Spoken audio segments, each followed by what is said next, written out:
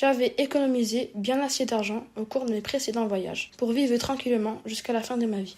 Malheureusement, le Tigre, le fleuve qui passait dans Bagdad, s'asséchait de jour en jour. L'eau se faisait rare, la terre avait soif, les cultures séchaient, la famine commençait à s'installer, les nappes phréatiques alimentant le fleuve se tarissaient. Un conseil fut organisé au palais du souverain. Des chercheurs et quelques marins dont je faisais partie furent invités. Nous nous rassemblâmes donc autour d'une somptueuse table. Des lustres de cristal pendaient au plafond. On y voyait aussi des mosaïques qui tapissaient les murs. Les chercheurs nous expliquèrent que le niveau de l'eau était trop bas et qu'il faudrait creuser plus profond pour l'atteindre. Au bout d'un moment, le souverain s'adressa à moi. Simbad, comme tu as pu le constater et l'entendre, l'heure est grave. La source de notre rivière, le Tigre, est en train de se tarir. Comme tu es le marin le plus expérimenté, nous t'envoyons chercher du matériel chez le roi Serendib qui te permettrait de creuser plus profond dans les nappes phréatiques pour faire jaillir à nouveau de l'eau. Tu feras vite, car chaque minute compte. Tu partiras donc demain avec mon bateau royal et avec mon équipage. Va et fais vite. Le lendemain, je me rendis au port de Bassora pour embarquer sur le navire royal. C'était un 3-mâts avec une sirène en figure de proue. Il était armé d'une rangée de canons sur chaque bord. Nous nous hissâmes ces 4 voiles pour sortir du port. La barre située sur le pont arrière surélevé permettait une navigation plus facile. La vigie en haut du grand mât nous guida pour sortir du port. Quelques jours passèrent sans souci, le temps était calme et le manque de vent nous ralentissait. Durant ce périple, nous fîmes escale sur l'île de la Baleine. Ensuite, nous approchions de l'île du Volcan quand je dis au capitaine de s'en éloigner au plus vite. L'île suivante était celle habitée par les rocs et nous ne nous y sommes pas attardés. Le voyage se faisait long et les provisions diminuaient à vue d'œil. Nous pêchions tranquillement pour nourrir, car après une si longue traversée, nous n'avions plus rien à manger. Hareng, saules, sardines et saumons constituaient nos repas. Tout était calme depuis quelques semaines lorsque la vigie cria « Tempête ! Tempête !» Tout le monde à son poste ! Cria le capitaine. En effet, nous aperçûmes au loin des gros nuages noirs très menaçants. Les cumulonimbus très épais annonçaient la tempête. Sa force était telle que les vagues claquaient sur la proue de notre bâtiment. Les éclaboussures passaient au-dessus du bastingage. Les embruns et la pluie rendaient le pont très glissant. Le vent puissant sifflait dans les haubans et gonflait si fort nos voiles que le bateau devenait incontrôlable. Le brouillard nous cachait la vue et nous dérivions sans nous en rendre compte. Heureusement, le vent se calma et la pluie s'arrêta. Nous étions saines et sauves, mais perdus en mer. C'est alors que nous aperçûmes au loin une île d'apparence accueillante et nous virâmes de bord et nous nous dirigeâmes vers une crique entourée de roches qui protégeait une jolie place de galets. Nous nous approchions tranquillement du bord lorsque notre coque heurta un récif que nous n'avions pas vu. Nous avions maintenant un trou dans la coque. Le bateau prenait l'eau et coulait rapidement. Nous sautâmes du bateau et nous nageâmes vers la plage. Quelques membres d'équipage et moi-même arrivâmes sur les galets. Mes autres compagnons se noyèrent. Nous étions donc échoués sur cette plage déserte, sans rien. Les cailloux étaient si pointus que les pieds nus de mes compagnons étaient ouverts et commençaient à s'infecter. Beaucoup moururent des suites de leurs plaies. Cela faisait plusieurs jours que nous étions bloqués sur cette île déserte sans plus rien à manger ni à boire. Il n'y avait que des palmiers tout secs sans noix de coco. Nos 3 derniers compagnons partirent explorer l'île quand je les entendis crier. J'accourus et je restai pétrifié devant leurs cadavres pleins de sang. Quelle créature étrange avait pu les tuer aussi rapidement? De mystérieuses empreintes me conduisirent vers une forêt sombre et lugubre. Les arbres morts sans feuilles constituaient ce sinistre lieu. J'aperçus quelques rats sortir d'un buisson et s'enfuir devant moi. Je décidai de suivre les rougeurs qui se dirigeaient dans la même direction que les traces laissées au sol par l'étrange bête. Je m'enfonçai vers l'inconnu. Je suivais la sente laissée par la sombre créature. Elle était passée dans les forêts, écrasant contre ses fougères. La nuit commençait à tomber. Pour m'orienter avec les étoiles, je levai la tête vers le ciel lorsque j'aperçus l'étrange silhouette d'une demeure qui semblait abandonnée. Les traces menaient jusqu'à la porte d'entrée d'une maison délabrée. Je poussai la porte en bois vers mon lieu. Elle était immense, lourde, poisseuse, et s'ouvrit dans un grincement infernal. J'entrai et je m'engouffrai dans un escalier humide et poussiéreux, recouvert d'un tapis taché de sang.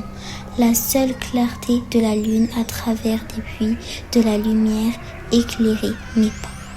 J'avançai tout doucement, tremblant de peur parmi des tableaux renversés lorsque j'entendis des bruits au bout du couloir. Ils venaient de derrière la porte du fond, qui était entr'ouverte. Je regardai par l'entrebâillement de la porte et j'aperçus une ombre gigantesque qui semblait dévorer une proie. Je jetai un rapide coup d'œil et je découvris un lapin imposant en train d'engloutir le bras d'un de mes compagnons. Cette créature faisait 2 fois ma taille. Ses muscles ressortaient sous son pelage long, blanc et marron. Ses griffes longues et tranchantes au bout de ses pattes découpaient le bras méticuleusement. Ses dents aiguisées déchiquetaient la chair facilement. 3 yeux, 2 gris et 1 rouge, ornaient son front. Ses oreilles tombantes se redressant au moindre bruit. Je décidai de reculer discrètement. C'est alors qu'une idée me vint. Si j'arrivais à amadouer la créature, elle pourrait peut-être creuser le tunnel pour faire rejaillir l'eau à Bagdad. Mais comment rendre ce monstre docile ? C'est alors que je me rendis compte que ce démon avait un poignard planté dans le dos qui lui faisait horriblement mal et qui l'énervait. Si j'arrivais à le lui enlever, peut-être serait-il plus coopératif. Pour pouvoir l'approcher sans me faire attaquer, je me roulai dans le tas de feuilles qui servaient de litière pour m'imprégner son odeur. J'attendis ensuite le lapin géant fut de dos pour m'approcher discrètement. Lui sautai dessus et lui arrachai le poignard. Le lapin poussa un cri de douleur, se retourna vivement et se calma aussitôt car le mal avait disparu. Ses yeux pleins de rage redevinrent normaux. Un léger sourire apparut sur son visage. Il semblait reconnaissant et me proposa de m'aider en contrepartie. Je lui proposai alors de venir dans mon pays pour m'aider à creuser le tunnel qui sauverait les habitants de Bagdad. Je lui donnerai aussi la condition de ne plus dévorer d'humains et en échange je lui dis qu'il pourrait manger autant de carottes qu'il le désirerait. Lapinou accepta et me suivit jusqu'à la plage. Mon nouvel ami coupa quelques arbres pour calfeutrer les trous dans la coque du bateau. Après avoir réparé le navire, nous mîmes les voiles vers Bagdad. Le voyage du retour fut calme et les vents favorables. Au bout de quelques jours de navigation, nous atteignîmes le port, nous accostâmes sans difficulté et débarquèrent sur le quai. Les Bagdadiens, dans un premier temps, surpris et effrayés, crièrent et fuirent devant le lapin géant. Mais, me voyant à côté de Lapinou tout calme, les habitants revinrent nous accueillir. J'expliquai alors aux citoyens la raison de la présence de la créature. Dès le lendemain matin, nous constituâmes une caravane et nous partîmes vers la source du Tigre.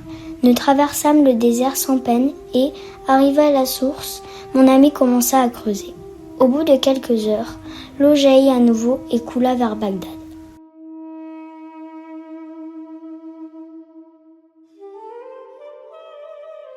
Nous entrâmes dans la ville en heureux sous les applaudissements des Bagdadiens.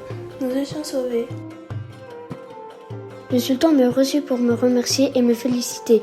Il me couvrit d'or et de pierres précieuses. J'avais maintenant assez d'argent pour vivre jusqu'à la fin de ma vie et je jurai solennellement que je ne reprendrai plus la mer. J'ai adopté Lapinou qui vécut heureux avec moi, en mangeant des carottes jusqu'à la fin de ses jours.